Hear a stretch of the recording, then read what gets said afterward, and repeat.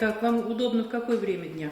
Рабочий день с утра и до вечера, но волонтеры готовы трудиться хоть круглосуточно. Ради тех, кому сейчас так нужна помощь. Как, например, бабушке на другом конце телефона. Сама купить продукты не может. На помощь приходят добровольцы из «Единой России». Вот, например, сейчас мы выполняем заявку от бабушки, которая заказала картофель, лук, морковку и свеклу. Именно на продукты поступает большинство заявок, говорят волонтеры. Все овощи покупают на сельхозярмарках. Здесь и цены ниже, и качество выше. Замечательная форма оказания помощи населению, потому что сюда, на эти ярмарки сельскохозяйственные, наши татарстанские производители привозят самую свежую продукцию.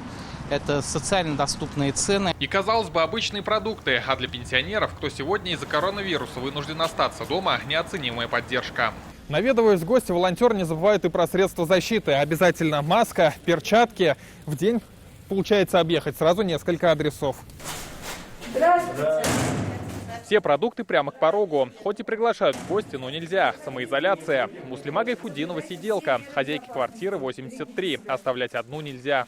Голова закружится, она уже падать начинает уже. Бывает такое у нее частенько. Конечно, тяжело, и сумки таскать тяжело пенсионерам.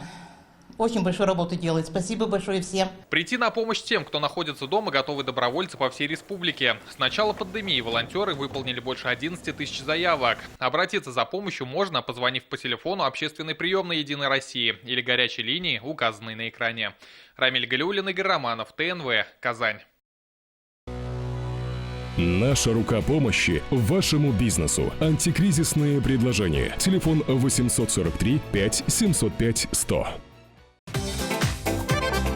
Көтелмәгән кунак көттүреп кенә интернет челтәрләренә дә килеп җитте.